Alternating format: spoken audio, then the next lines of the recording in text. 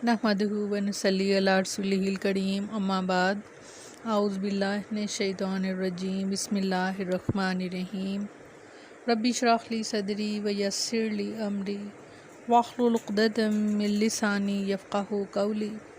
अस्सलामु अलैकुम व रहमतुल्लाहि व बरकातुहू। कैसे हैं आप सब?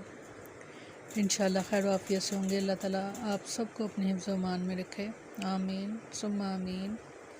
दूसरा पारा सूरह बकरा, लफ्ज़ी तर्जमा। क्या हसीब तुम गुमान कर रखा है तुमने अनजे के तदखुलू के तुम दाखिल हो जाओगे जन्नत जन्नत में, वलम्मा और अभी तक यातिकुम नहीं आए तुम्हारे पास मसलु हालत अल्लाह जीना उन लोगों की जो खलो गुज़र चुके में क़ब्लिकुम तुमसे पहले, मसतहुम पहुँची उनको बासा तंग दस्ती वज़र्रा और तकलीफ़ वज़ुलज़िलू और हलाए गए हत्ता यहाँ तक यकूला कहा रसूल ने वल्लाज़ीना और उन लोगों ने आमनू जो ईमान लाए थे माऊ उनके साथ, मता कब नसरुल्लाही मदद आएगी अल्लाह की, अला सुन लो इन्ना बेशक नसरुल्लाही मदद अल्लाह की करीबुन करीब ही है। बेशक फरमाया या तुमने गुमान कर रखा है कि तुम जन्नत में दाखिल हो जाओगे, हालांकि अभी तक तुम पर इन लोगों जैसी हालत नहीं आई जो तुमसे पहले थे। इन्हें तंग दस्ती और तकलीफ़ पहुंची और वह सख्त हिलाए गए, यहाँ तक कि रसूल और जो लोग इनके साथ ईमान लाए थे कह उठे कि अल्लाह की मदद कब होगी। सुन लो बेशक अल्लाह की मदद करीब है। बेशक ये आयत उस वक्त नाज़िल हुई जब सहाबा सख्त परेशानी में मुब्तला थे। इन्हें नाकाबिले बर्दाश्त तकलीफ़ें पहुंचाई जा रही थी। वो इब्तला और आजमाइश के दौर से गुज़र रहे थे और ये दौर काफ़ी तवील होता चला जा रहा था। अल्लाह ताला ने ऐसे मौके पर ये आयत नाज़िल फरमा कर मोमिनों को तसल्ली दी।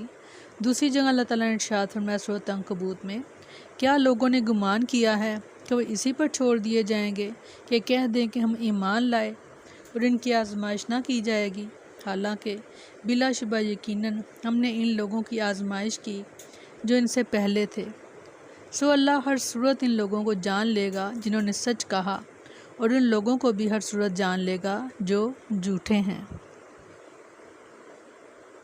सूरह आले इमरान में फरमाया या तुमने गुमान कर लिया कि तुम जन्नत में दाखिल हो जाओगे, हालांकि अभी तक अल्लाह ने इन लोगों को नहीं जाना जिन्होंने तुम में से जिहाद किया और ताकि वह सब्र करने वालों को जान ले।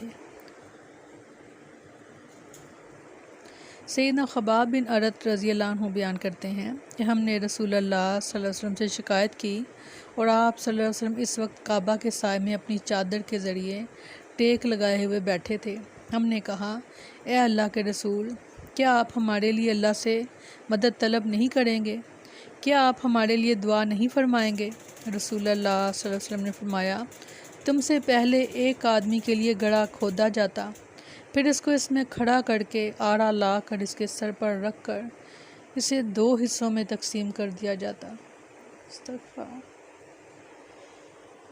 लेकिन ये अजियत इसे इसके दीन से ना रोकती। इसी तरह किसी की हड्डियों और पट्ठों से गोश्त लोहे की कंगियों के साथ उतार दिया जाता, लेकिन ये अजियत भी इसे दीन से ना रोक सकती थी। अल्लाह की कसम, अल्लाह ताला इस दीन को ज़रूर पूरा फरमाएगा, हत्ता कि एक सवार सना से हज़र मौत तक आएगा और इसे अल्लाह के सिवा और किसी का डर ना होगा, या सिर्फ भेड़िए का खौफ होगा कि कहीं इसकी बकरियों को ना खा जाए। इन्नल्लाहा मस्साबिरीन, बेशक अल्लाह सब्र करने वालों के साथ है।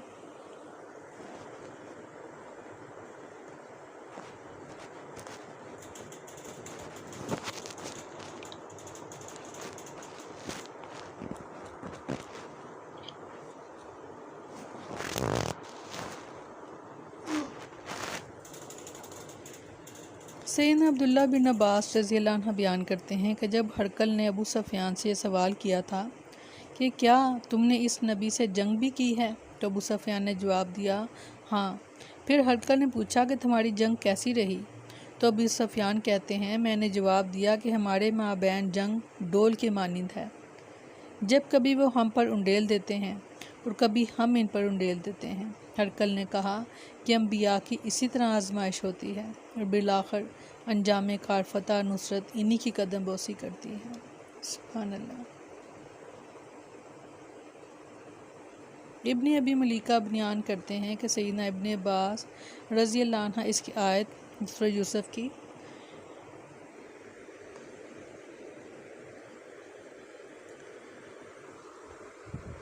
فرماتے کہ پھر میری ملاقات عروہ بن زبیر سے ہوئی تو میں نے ان سے ابن عباس رضی اللہ عنہ کی تفسیر کا ذکر کیا۔ انہوں نے بیان کیا، سیدہ عائشہ رضی اللہ عنہ تو کہتی تھیں، اللہ کی پناہ، اللہ کی قسم، پیغمبر تو جو وعدہ اللہ نے ان سے کیا ہے اس کو سمجھتے ہیں کہ وہ مرنے سے پہلے ضرور پورا ہوگا۔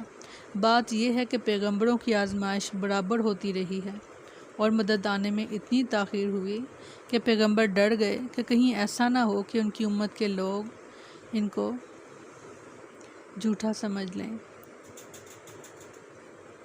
سیدنا ابو ہریرہ رضی اللہ عنہ بیان کرتے ہیں کہ رسول اللہ صلی اللہ علیہ وسلم نے فرمایا، مومن مرد اور مومن عورت پر اس کی جان، اولاد اور مال میں آزمائش آتی رہتی ہے، یہاں تک کہ وہ جب اللہ تعالیٰ سے ملتے ہیں، ان کو موت آتی ہے تو ان پر کوئی گناہ نہیں ہوتا۔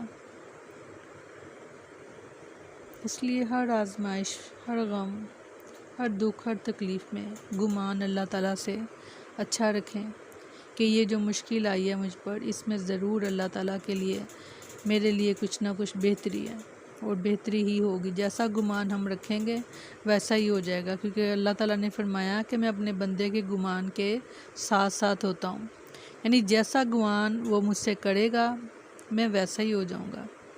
تو ہمیشہ اللہ تعالیٰ سے اچھا گمان رکھیں تاکہ اچھا ہی ہو۔ سبحانک اللہم و بحمدک نشہد ان لا الہ الا انت نستغفرک و نتوب الیک۔ سبحان ربک رب العزت عما یصفون وسلام علی المرسلین والحمد للہ رب العالمین۔ السلام علیکم ورحمۃ اللہ وبرکاتہ۔